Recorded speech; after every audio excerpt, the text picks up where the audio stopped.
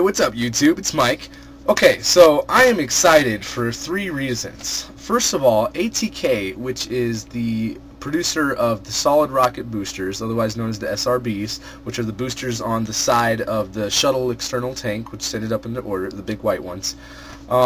They were contracted under the Constellation program to build the solid rocket boosters for the Ares 1 and Ares 5 rockets.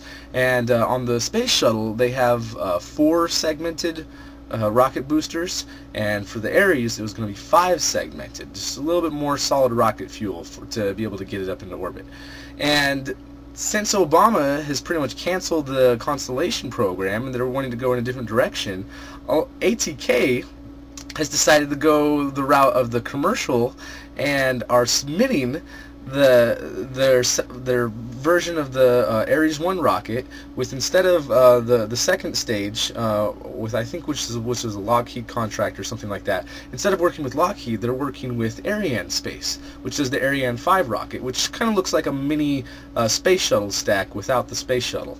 And the first stage of that rocket is going to be the second stage for this new rocket that's pretty much a recycled Ares 1 rocket, and instead they're calling it the Liberty rocket.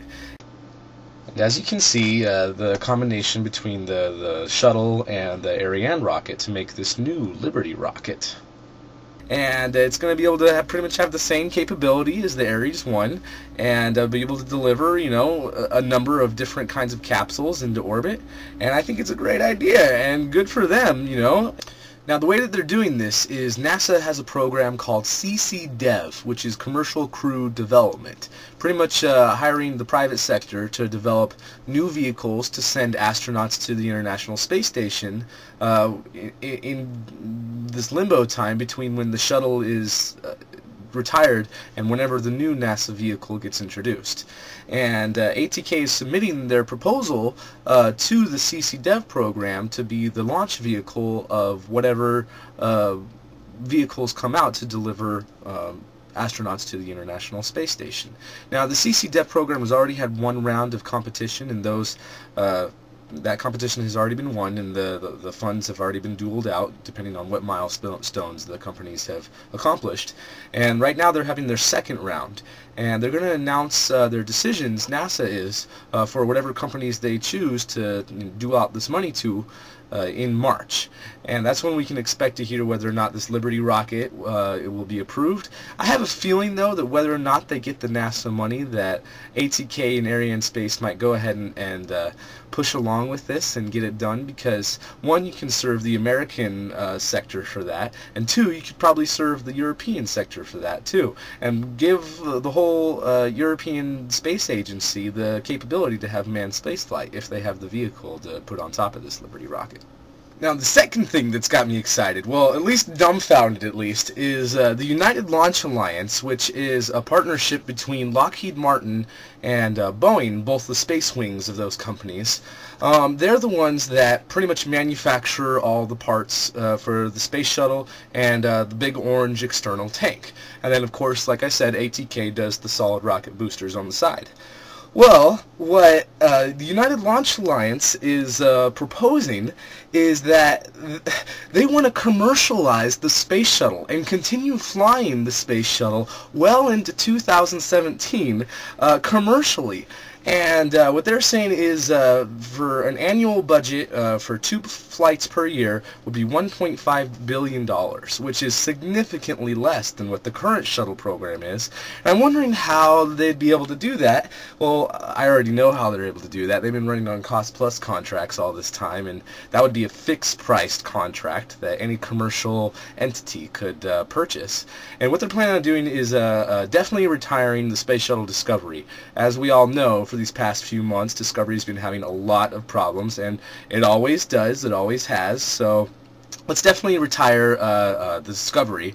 But Atlantis and Endeavour would continue flying under this whole commercial contract, and it's not even a contract, it's not a submittal to CCDev, it's not a replacement for anything, it's just what they're planning on doing, or at least an idea that they have to make sure that, you know, at least for NASA anyway, that, you know, just in case any of these other companies don't quite work out or don't quite fulfill delivering a vehicle within a good amount of time, that the space shuttle is still available, for $1.5 billion a year. 2 launches per year. And that'd be really cool. How awesome would it be to be the billionaire who, even though the space shuttle is retiring, who wants to fly on the space shuttle one last time? What's his name? Something, Danny Tito or whatever, the first space tourist was. Get all those guys together and see if they'd be willing to do that. That'd be so cool. Anyways, I think that's just amazing that ULA has this idea of continuing to fly those 2 shuttle orbiters, even though the space shuttles are being retired formally through NASA and would be continued through this company. Pretty cool. And the final topic I want to talk about is so mind-blowingly awesome. I don't even know. In the words of Elon Musk, it's hard to be articulate when your mind is blown.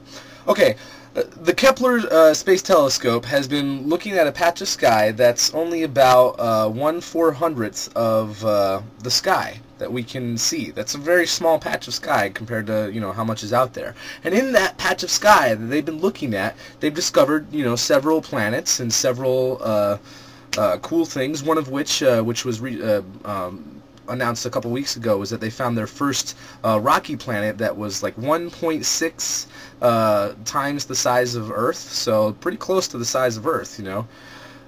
It wasn't within the habitable zone of the star, but at least it proved that there's other planets out there that are the size of Earth, and not just gas giants out there like they've been discovering, for the past little while. This new discovery that they just announced was that they possibly, it hasn't been confirmed yet, but they're pretty sure that at least 80 to 90% of this will be confirmed. They found 1,200 exoplanets. Most of those, are gas giants, some the size of Jupiter or Saturn, most of which the size of like Uranus or Neptune. And they found a lot of other planets the size of Earth, and they found some even smaller, like the size of Mars. And the cool thing about all this is that 54 of those 1,200 are within the habitable zone of their stars, which means that it's not too hot, which means that it's not too cold, not too hot. Liquid water can be on the surface, and possibly life could exist that is somewhat similar to ours. Maybe not based on the same compounds like we are with carbon, but life could exist on these planets, and that's just in a small patch of sky. There's still so much more that we need to see, and that's what's nearby. I'm not sure exactly how far this telescope is looking, but it's all nearby, in cosmic terms anyway. It'd still take us thousands of years to get to any of these planets with our current technology. But, holy crap! 1,200 planets, 54 of which could harbor life. Man, we need to be stepping up our game. We need to hurry up and get back to the moon. We need to get to Mars. We need to expand out into our solar system. We need to discover everything that we possibly can in our solar system and move out and start exploring other stars and, invest in nuclear technology and, faster than light technology. I mean, that's all hundreds of years away for the faster than light stuff, but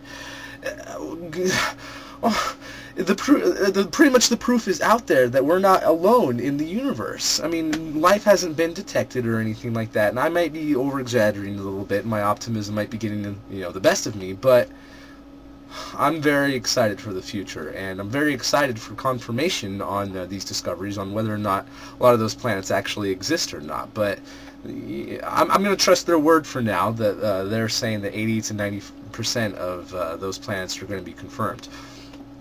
Anyway, really awesome developments in the past few days, and thank you for watching this video, and thank you for tuning in. I would very much appreciate any comments you may have or any questions you may have. I'd love to hear from anybody who's watching this, so please do that. And my name is Michael Clark, and tune in next time.